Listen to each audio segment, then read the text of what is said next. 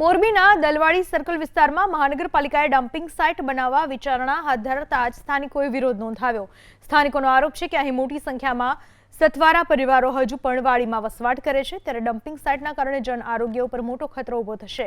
સરકારી જગ્યા છે તો અહીંના સ્થાનિકો વર્ષોથી બગીચા કે શાળા બનાવવા માંગ કરી રહ્યા છે, પરંતુ અહીં તો મહાનગરપાલિકા તરફથી ડમ્પિંગ સાઇટની હિલચાલ શરૂ કરવામાં આવી છે। સ્થાનિકોના વિરોધને લઈ એબીપી અસ્મિતાએ મહાનગરપાલિકાના ડેપ્યુટી કમિશનરનો સંપર્ક કર્યો। ડેપ્યુટી કમિશનર સંજય સોનીએ સ્થાનિકોના આરોપ ફગાવતા સ્પષ્ટ કર્યું કે અહીં બંધ બોડીનું ટ્રાન્સફર સ્ટેશન હોવાથી લોકોના આરોગ્યને કોઈ જ ખતરો નથી। આ વાડી વિસ્તાર કપોરી, સિયાર, પાનેલી વાડિયા, રોલારા તળિયા બધા વાડીના વિસ્તાર છે। અહીંયા બધા નાના બાળકો રહેતા હોય, બૈરા રહેતા હોય, અહીંયા પાણીનો આરો છે, બધા છોકરા રમતા હોય અહીંયા કણે।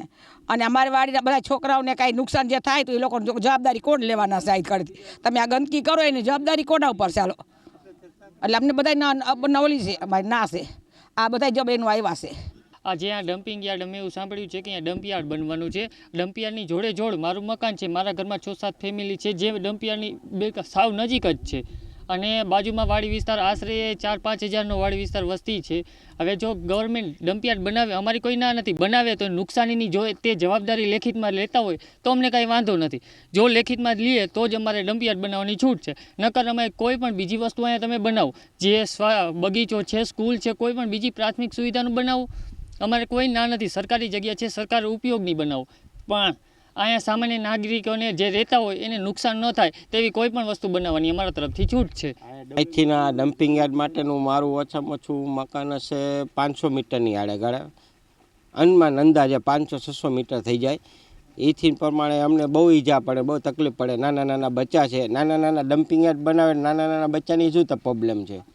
એને તો ફૂલ અસર થાય ને, એના માટે અમારે અહીંયા ડમ્પિંગ યાર્ડ બનાવવાની મંજૂરી નથી। અમે આંદોલન ઉપાડશી, રસ્તા બંધ કરશી, રોડ બંધ કરશી, બાકી થવા નહીં દે અહીંયા। આ બીજું વસ્તુ બનાવો, કોઈ બાળ મંદિર છે, બગીચો છે, કોઈ સ્કૂલ છે।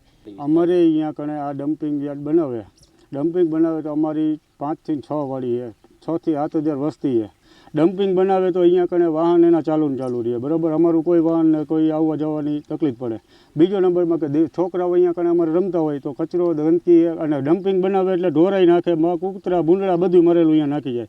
વાસમાં આપણે 200-300 મીટરમાં ફરતી કોઈ મકાનની આજુબાજુમાં કોઈ રહી ન શકે તો અહીંયા કણે અમારે રહેવું કેવી રીતે? ડમ્પિંગ એ લોકો બનાવે તો ટ્રાન્સફર સ્ટેશન સામાન્ય રીતે શહેરની વચ્ચે જ હોય છે। એનું કારણ એ છે કે જેટલા પણ વેહિકલ ડોર ટુ ડોર કલેક્શનના હોય અથવા બીજો કોઈ કચરો એકઠો કરેલો હોય તો તેને ડમ્પિંગ સાઇટ સુધી નાના વેહિકલથી જવું ન પડે, એ ટ્રાન્સફર સ્ટેશન સુધી જાય છે। ને ટ્રાન્સફર સ્ટેશનમાંથી મોટા વેહિકલની અંદર જેની કેપેસિટી 10 થી 12 ટન હોય એમાં જ કચરો ભરી અને ડમ્પિંગ સાઇટ સુધી લઈ જવામાં આવતું હોય છે, જેના કારણે ફ્યુઅલનો પણ બચત થાય છે, સાથે સાથે જે ટ્રાફિકના પ્રશ્નો હોય એ પણ ઓછા થાય।